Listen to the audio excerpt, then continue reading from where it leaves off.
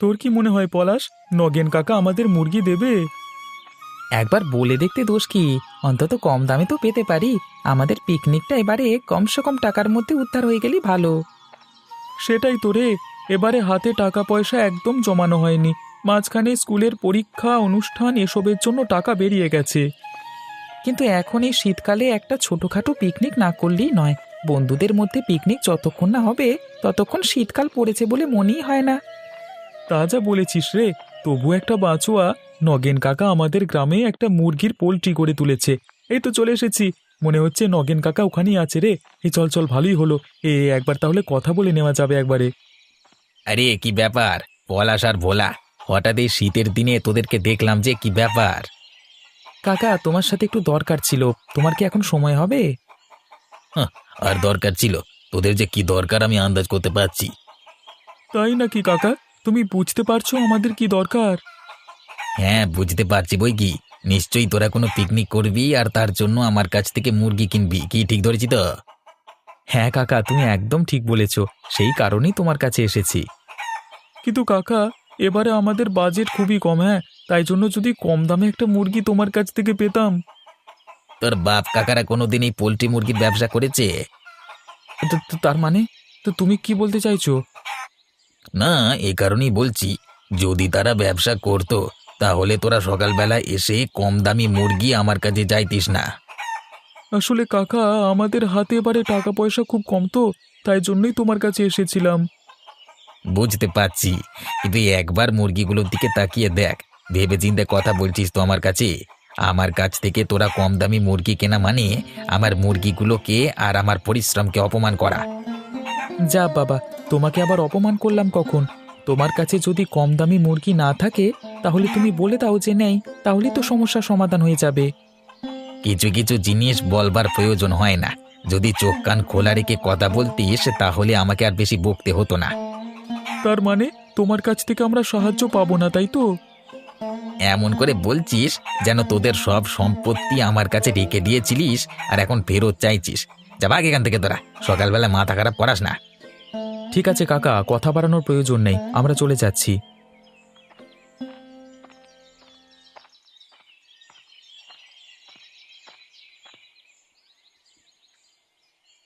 বাবু, ব্যস্ত আছেন নাকি? আপনার কাছে একটা অনুরোধ নিয়ে এসেছিলাম। যদি ব্যস্ত থাকেন তাহলে পরে বলবো। আরে তুমি রতনের বোন না? আরে এসো এসো, হ্যাঁ বলো, তুমি কি বলবে, কি অনুরোধ? আসলে বাবু, আমার দাদার ওই দুর্ঘটনার পর থেকে প্রায় 3 মাস কেটে গেছে। হাত ঠিকঠাক হলেও হাড় ভেঙে যাওয়ার কারণে হাতে বেশি জোর দিতে পারে না। হ্যাঁ গো, সেই তো, কি অবস্থা বলো দেখি। কোথাও কিছু নেই, শুকনো বিপদ নেমে এসেছিল। বেশ, তোমাদের পরিবারটা হেসে খেলে চলে যাচ্ছিল। মেশিনে হাতটা ঢুকে একেবারে যে কেটে বেরিয়ে যায়নি, এটাই ভাগ্য। হ্যাঁ বাবু, তবে দাদা কারখানায় গিয়েছিল কালকে, কিন্তু তার জায়গায় অন্য একটা ছেলেকে কাজে রেখে দেওয়া হয়েছে। দাদাকে সেখানে আর যেতে বারণ করেছে। সে কি কথা? ও আচ্ছা, বুঝতে পেরেছি। তাদের কাজের অনেক ক্ষতি হয়ে যেত বলে এ কাজ করেছে। আর তাছাড়া তোমার দাদার পেছনে কারখানার মালিক যা খরচ দিয়েছে, তাতে আর মাস বেতন দিয়ে তাকে আর কাজে রাখতে চাইছে না। এটাই হলো সমস্যা। দাদা ঘরে এসে খুব দুঃখ করছিল, বলছিল ভাগ্যটা যে এইভাবে পরিবর্তন হবে বুঝতে পারিনি। এখন আপনি যদি কিছু একটা ব্যবস্থা করে দেন তাহলে খুব ভালো হয়। হ্যাঁ হ্যাঁ, ব্যবস্থা তো আমাকেই করতে হবে, না হলে যে তোমাদের পরিবারটা একেবারে ভেসে যাবে। আমার মাথায় অনেক দিন ধরে একটা পরিকল্পনা চলছিল, সেটা একবার রতনকে খুলে বলতে হবে। কি পরিকল্পনা বাবু, আমি কি জানতে পারি? আসলে দেখতেই তো পাচ্ছিস, বছরের পর বছর ধরে শীতের তীব্রতা কেমন বেড়েই চলেছে। এই সময় গ্রামের মানুষদের বা অন্যান্য বাজারে কম দামে শীতের পোশাক ভালো বিক্রি হবে, জানিস তো। আচ্ছা, বুঝতে পেরেছি। তার মানে আপনি দাদাকে দিয়ে শীতের পোশাক বিক্রি করাবেন তো? তাহলে তো দাদার খাটনি অনেকটা কম হবে, অন্তত হাতে আর চাপ দিতে হবে না। সেই নিয়েই পরিকল্পনা করছি। তারপর তোর দাদার সাথে কথা বলে নেব। তুই একটু তোর দাদাকে আমার সাথে দেখা করতে বলিস তো, কেমন? বেশ বাবু, তাই হবে। আমি দাদাকে আপনার সঙ্গে দেখা করতে বলবো। আমি তবে এখন আসি বাবু, আপনি আমার অনুরোধ রাখলেন, এটাই অনেক। এটা তো আমার কর্তব্য।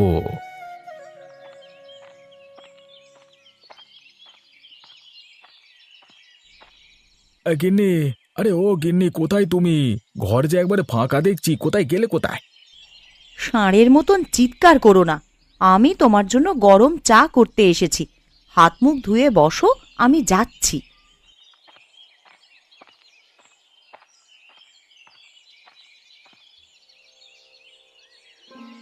আমি তোমার জন্য আগে থেকেই চাটা তৈরি করে রাখছিলাম।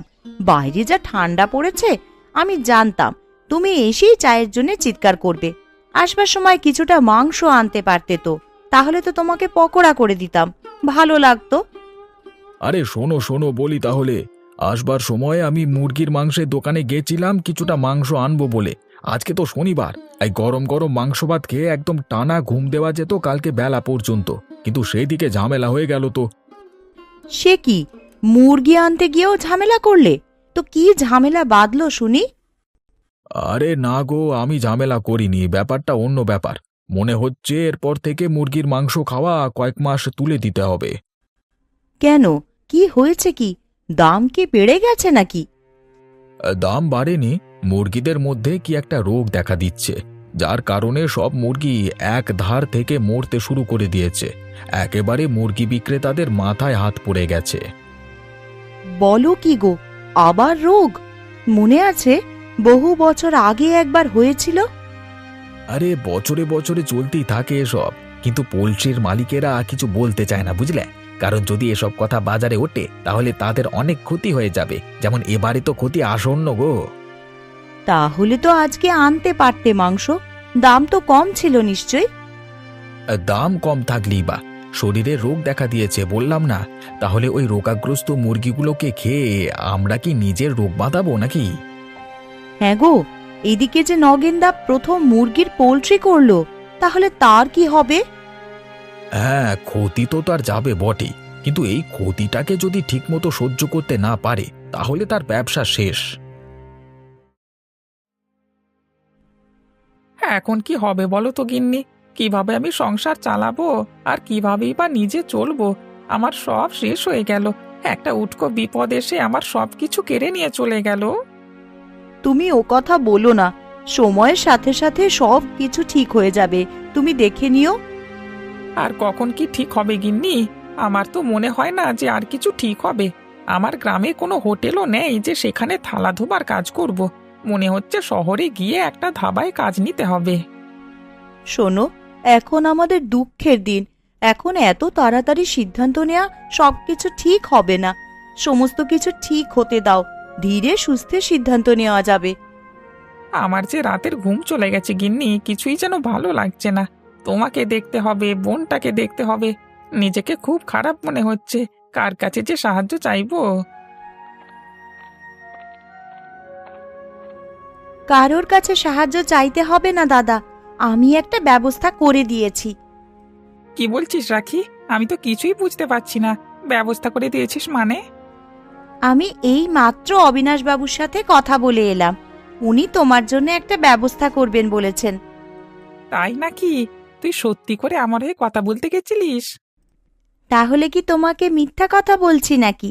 আমি তোমার কথা বলবো না তো কে বলবে? আর আমি তো জানি পারলে একমাত্র অবিনাশ বাবুই সাহায্য করতে পারবে। তা তুই কি বললি রাখি? আমি তোমার সব কথাই বললাম। সব শুনে বাবু বললেন একটা ব্যবস্থা করবেন। তোমাকে একবার দেখা করতে বলেছে। তোমাকে কি কাজে দেবে সে কথা আমি জানি, কিন্তু বলবো না আগে থেকে। বেশ, তাহলে আমি বরং যত তাড়াতাড়ি সম্ভব অবিনাশবাবুর সাথে দেখা করে নেব। কাজটা শুরু করতে হবে তাড়াতাড়ি। আরে, আগে আরেকটু সুস্থ হয়ে নাও, তারপর না হয় কাজ শুরু করবে। আমার আর সুস্থ হবার কিছুই নেই, যা সুস্থ হবার হয়ে গেছি। এবার যত তাড়াতাড়ি সম্ভব আমাকে আমার কাজটা শুরু করতে হবে। মাঝে মাঝে আমিও তোমাকে সাহায্য করতে পারবো, তাহলে ভালোই হবে, সবাই মিলে কাজ করা যাবে।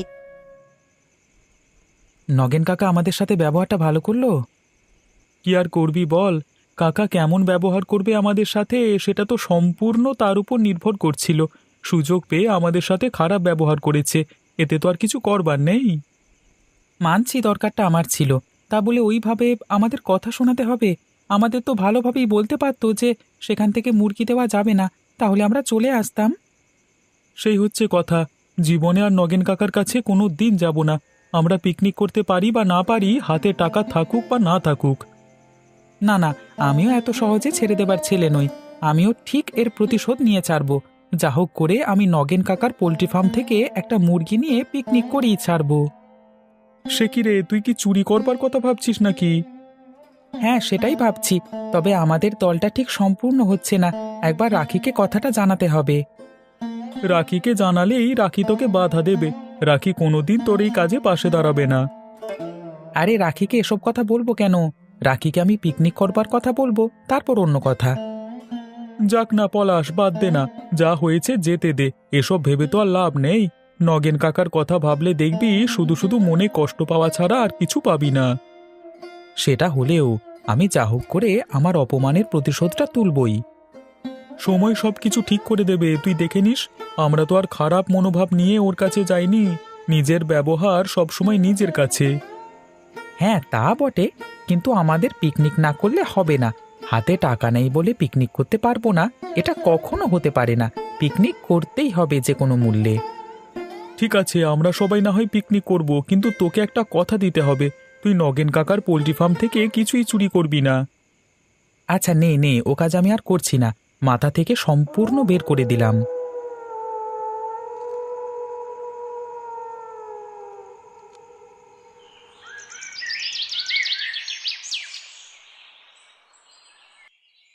বুঝলে নগেন, তোমাকে বলতে খারাপ লাগছে, কিন্তু তুমি এবছর ব্যবসাটা শুরু করলে, আর এবছরই মুরগির রোগ দেখা দিয়েছে।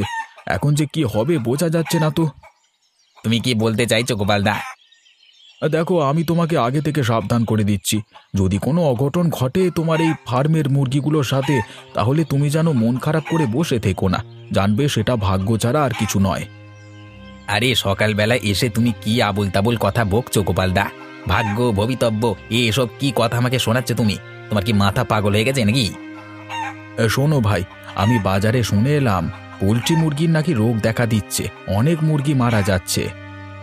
রোগ দেখা দিচ্ছে না ছাই, ওসব রটনা রটনা। আমার ব্যবসাকে ক্ষতিগ্রস্ত করবার জন্য কেউ বা কারা এসব ষড়যন্ত্র করে বেড়াচ্ছে, আমি বুঝি না। আর গোপালদা, তোমার মনটা যে এরকম আমি আগে জানতাম না। তার মানে তুই কি বলতে চাইছিস? কি বলতে চাইছি মানে, তুমি সকালবেলা এসেই আমাকে খারাপ খারাপ কথা বলে কাজকর্ম বিগড়ে দেবার চেষ্টা করবে, সেটা আমি কি মেনে নেব? দেখ নগেন, তোর ব্যবসায় ক্ষতি করবার আমার কোনো ইচ্ছে নেই। আমি বাজারে যেটা শুনলাম কালকে তোকে বলতে এলাম, যাতে তুই আগে থেকে সাবধান হতে পারিস।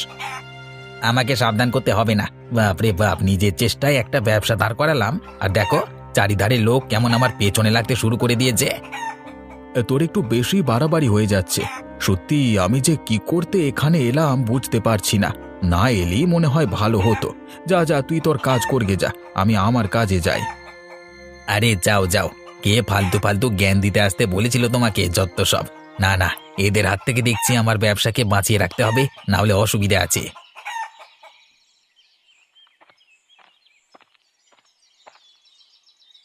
কি গো গোপাল কাকা, এরকম রাগী রাগী মুখ নিয়ে কোথায় যাচ্ছ? কি হয়েছে কি? আর তোদের কি বলবো রে ভাই, সকালবেলায় উঠে ভালো কাজ করতে গিয়ে যদি ঘুরিয়ে বাঁশ খেতে হয় তাহলে কেমন লাগে বল দেখি। কেন কাকা, কি হয়েছে? কার সাহায্য করতে গিয়ে ধরা খেয়েছো তুমি? আর বলিস না, গিয়েছিলাম নগেনকে একটু সাহায্য করতে, কিন্তু সেই বেটা সাহায্য তো নিলই না, উপরন্তু আমাকে এমনভাবে কথা শোনালো যেন আমি তার কত ক্ষতি না করে ফেলছি। নগেন কাকার মনোভাবটাই ওরকম হয়ে গেছে, চট করে ভালো ব্যবহার করতে চায় না। আমাদের সাথেও তো কালকে এরকম ব্যবহার করলো। তোরাও কি গিয়েছিলিস নাকি? আরে আর বলো না, একে শীতকাল, তার উপর আবার ডিসেম্বর মাস। ভাবছিলাম বন্ধুরা মিলে একটা ছোটখাটো পিকনিক করব, কিন্তু হাতে তেমন টাকা ছিল না, তাই কম টাকার মধ্যে একটা মুরগি আনতে গেছিলাম। বাবা, তা সে আমাদের বাপ জ্যাঠা তুলে এমন কথা শোনালো, আমরা সেখানে থাকতে পারলাম না। সেই তোরে, একটা ব্যবসা খুলে নগেনের মনোভাব যে এতটা নিচুতে নেমে যাবে সেটা তো বুঝতে পারিনি। আরে ছেড়ে দাও ছেড়ে দাও, ওর মতো লোকের সাথে কথা বাড়িয়ে লাভ নেই, নিজের ক্ষতি ছাড়া আর কিছু নয়। ঠিকই বলেছিস তোরা, আমার ওর কাছে যাওয়াটাই ভুল হয়েছে। তা তোদের পিকনিক কবে হচ্ছে? এখনো সেসব কিছু ঠিক হয়নি। পয়সা কড়ি নিয়ে এখন টানাটানি চলছে। এদিকে সবকিছু ঠিকঠাক হয়ে গেলে খুব শীঘ্রই আমাদের পিকনিকটা হবে। ঠিক আছে, তাহলে আমাকে একটু জানাস, আমিও তোদের সাথে পিকনিক করব। মুরগিগুলো মরা পর্যন্ত অপেক্ষা করলে কিন্তু কম দামে পেতে পারিস। মাথা খারাপ নাকি? এইমাত্র বললে রোগাগ্রস্ত মুরগি, ওদেরকে আবার কে খেয়ে নিজের শরীরে রোগ বাঁধাবে? সেই বলছি আর কি। তাহলে ঠিক আছে, আমি চললাম। আর তোরা আমাকে জানাস মনে করে, কেমন? অবিনাশবাবু, অবিনাশবাবু ভেতরে আছেন? আমি রতন। আপনি দেখা করতে বলেছিলেন বাবু। আরে রতন, এসো এসো। কালকে তোমার বোনের সাথে কথা হলো, তা তোমার হাতটা এখন কেমন আছে ভাই? আগের তুলনায় অনেকটাই ভালো। আপনি যা কাজ দেবেন আমি করতে পারবো, ভালো করেই করতে পারবো। কোনো অসুবিধা হবে না আমার। বুঝতে পারছি, তোমার মতো কর্মঠ ছেলের এরকম বিপদ হয়ে বসে গেলে খুব একটা তো ভালো লাগবে না তোমাদের। যাই হোক, তোমার জন্য সত্যিই আমার কাছে কাজ আছে। আমি একটা ব্যবসার কথা ভাবছিলাম, সেখানে তোমাকে ভারী জিনিস অন্তত ওঠাতে হবে না। কি ব্যবসা বাবু? আমি পারবো তো? অবশ্যই পারবে, কেন পারবে না? তোমার বোন নিশ্চয়ই কিছুটা তোমাকে জানিয়েছে। কিছুই জানায়নি বাবু, শুধু বলেছে আপনার সাথে দেখা করলে সব জানতে পারবো। তাহলে শোনো বলি, এই শীতের সময় কম দামে শীতের পোশাক বিক্রি করব গ্রামের হাটে বাজারে বা অন্য জায়গায়। এ তো খুব ভালো কথা বাবু। তাহলে গরিব দুঃখী মানুষরাও এই শীতের সময় ঠান্ডার হাত থেকে বাঁচতে পারবে। তবে হ্যাঁ, তার জন্য কাঁচামাল কিনে এনে সেগুলোকে এখানে তৈরি করতে হবে। তবে আমরা কম দাম দিয়ে মুনাফা রাখতে পারবো। আপনি আমাকে বলুন কি করতে হবে, আমি সমস্ত কিছু করবার জন্য রাজি আছি। তুমি এক কাজ করো, তুমি আমার কাছ থেকে পয়সা নিয়ে শহরের বাজারে গিয়ে কিছু উল কিনে নিয়ে চলে আসবে। সেই উল দিয়ে আমরা গ্রামের ঘরে ঘরে সোয়েটার জামা বুনবো, ঠিক যেমন আগেকার দিনে আমাদের কাকিমা জেঠিমারা বুনতেন। বুঝতে পেরেছি বাবু, আপনি আগেকার ঐতিহ্য আবার ফিরিয়ে আনতে চাইছেন, তাই তো? একদম ঠিক ধরেছ। যুগের সাথে সাথে আধুনিক পোশাক এসে পুরনো দিনের পোশাকগুলোকে মানুষ যেন ভুলে গেছে, কিন্তু সেই পোশাকগুলোই অনেক কম দামে গরিব মানুষদেরকে দেওয়া হবে। তারা শীতের হাত থেকে অন্তত রেহাই পাবে।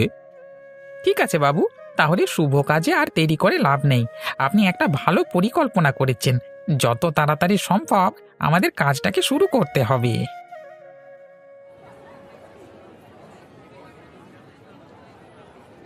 আরে রতন ভাই যে, তা এই শহরের বাজারে কি করছো? এত উল নিয়ে তুমি কি করবে?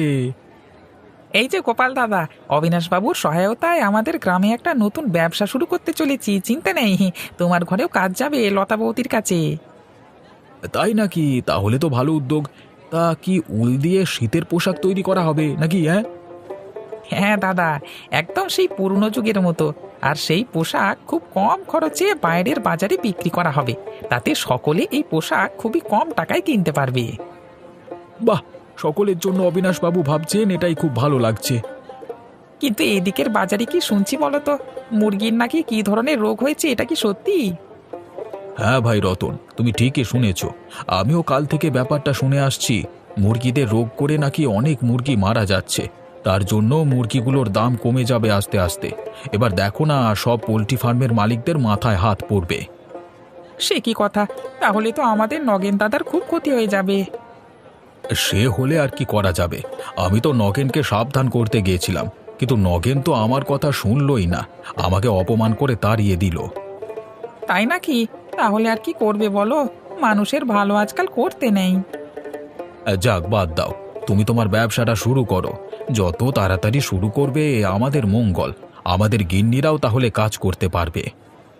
হ্যাঁ দাদা, তাড়াতাড়ি কাজটা শুরু করছি। পিকনিক করব বুঝলি, তবে দুদিন যাক। কেন আবার দুদিন যাবে কেন? কোথাও যাবি নাকি? আসলে আমার দাদা একটা নতুন ব্যবসা শুরু করতে চলেছে। অবিনাশবাবু সাহায্য করছেন। কয়েকদিনের মধ্যে ব্যবসাটা একটু হলেও দাঁড়িয়ে যাবে, তখন আমি ঠিক পিকনিক করব। কিন্তু এদিকে যে মুরগিদের রোগ দেখা দিচ্ছে রে, বেশি দেরি করলে আবার মরা মুরগি দিয়ে পিকনিক করতে হবে। তাই নাকি? কই, বিষয়টা জানতাম না তো। হ্যাঁ রে, ইদানিং ব্যাপারটা শুরু হয়েছে, তাই জন্য বেশি দেরি করা ঠিক হবে না। ঠিক আছে, তাহলে 2-1 দিনের মধ্যেই আমি তোকে জানাচ্ছি। শুধু জানাচ্ছি বললেই হবে না, আমাদের সাথে পিকনিক করতেই হবে।